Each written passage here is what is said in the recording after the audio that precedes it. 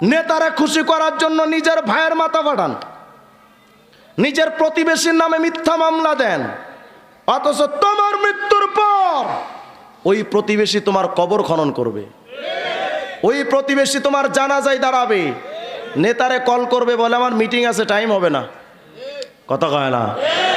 যাচ্ছেন কোথায়?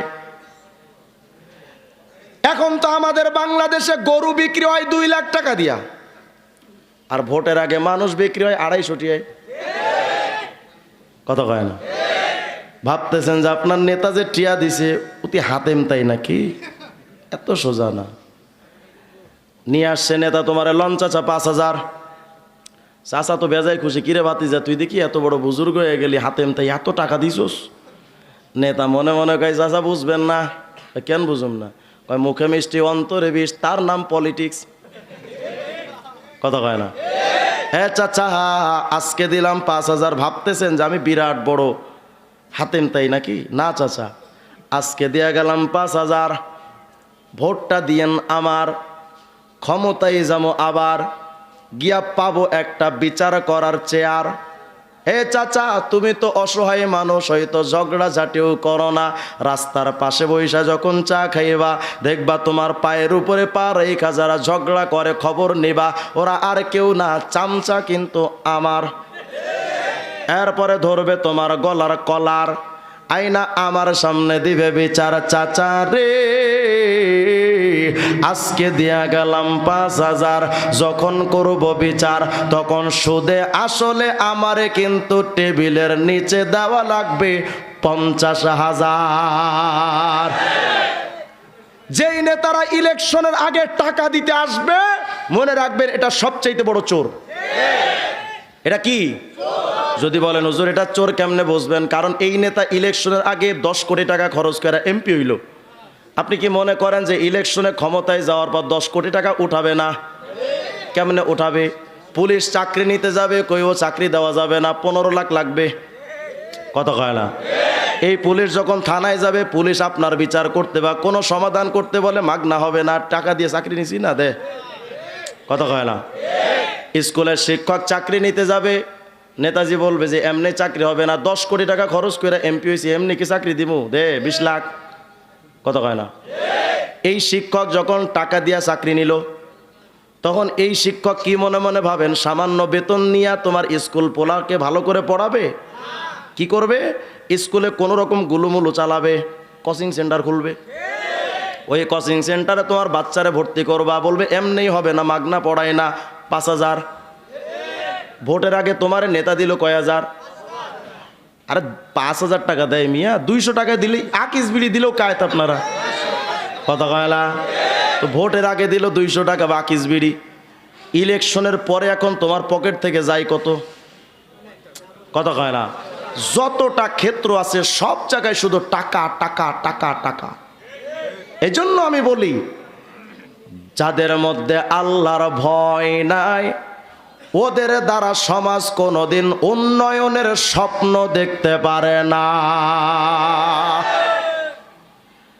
মুসলমান ভাইরা, আল্লাহর কোরআন, নবীর সুন্নাহ, এই 2টা জিনিস আমাদের মানা লাগবে। ঠিক? নবী, সাহাবা এবং রসুল। নবী, সুন্নাহ, সাহাবা। আল্লাহ, নবী, সাহাবা। বলেন আল্লাহ, নবী, সাহাবা, অথবা আল্লাহর কোরআন, নবীর সুন্নাহ, অথবা সাহাবীদের সুন্নাহ। এই 3টার বাহিরে আর কিচ্ছু মানা যাবে? তো সমাজ ব্যবস্থা বলে এগুলো দিয়ে এখন চলে না। এখন সমাজ ব্যবস্থা বলে যে মানব রচিত তন্ত্র মন্ত্র দিয়ে শান্তি আসবে, এরা শরীয়ত মানে না। আর বাংলাদেশে মাশাআল্লাহ কিছু পীরও আছে, কয় আমরা শরীয়ত মানি না, মারেফত হলেই চলে। আছে না নাই? মুর্শিদে মুর্শিদে যে করছে জপ বিনা দুধে দই পা তাইয়া খাইতাছে মাখন। কথা বলেন? সেই মাখন খাইলে পরে ভবে, সেই মাখন খাইলে পরে ভবে ক্ষুধা তৃষ্ণা লাগে না, লোহারে বানাইলার কাঞ্চা সোনা।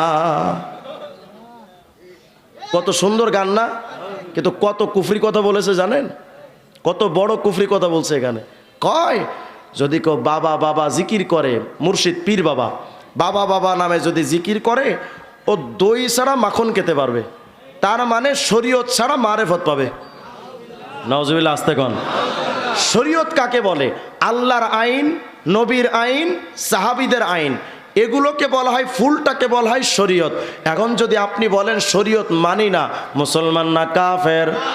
বলেন মুসলমান না কাফের? এই জন্য এরা কয় আল্লাহ প্রেমের বান্দা হইয়া আমার বাইচা থাকার আশা নাই, তবে মুর্শিদে চাঁদের কাফের হইয়া আমি যেন মইরা যাই। মুসলমান না বেঈমান? তা আল্লাহর প্রেম চায় না, মুর্শিদের নামে কাফের হইতে চায়, কত বড় খাটাস। কাবা ঘরের খাদেম হতে আমার মন চাইল না এই জগতে, তবে মুর্শিদে চাঁদের পায়খানাতে আমি যেন চাকরি পাই। ওরা আল্লাহর কাবাও চায় না, আল্লাহরেও চায় না, তার মানে শরীয়তটাই চায় না। বলেন এই ভণ্ডরা মুসলমান না কাফের?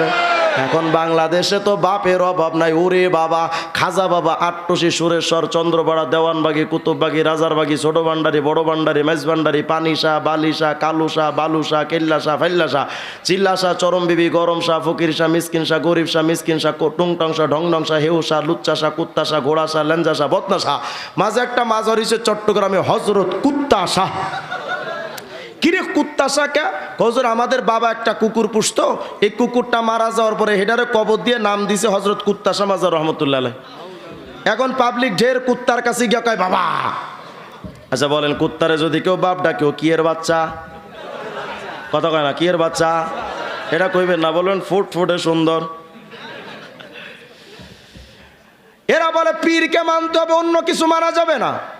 অথচ ইসলাম বলে আল্লাহকে মানো, রসুলকে মানো, সাহাবীদেরকে মানো। আর ভণ্ড পীরেরা কয় যে না শুধু পীরকে মানো। বলেন ওরা হক না বাতিল? জান্নাতি না জাহান্নামী?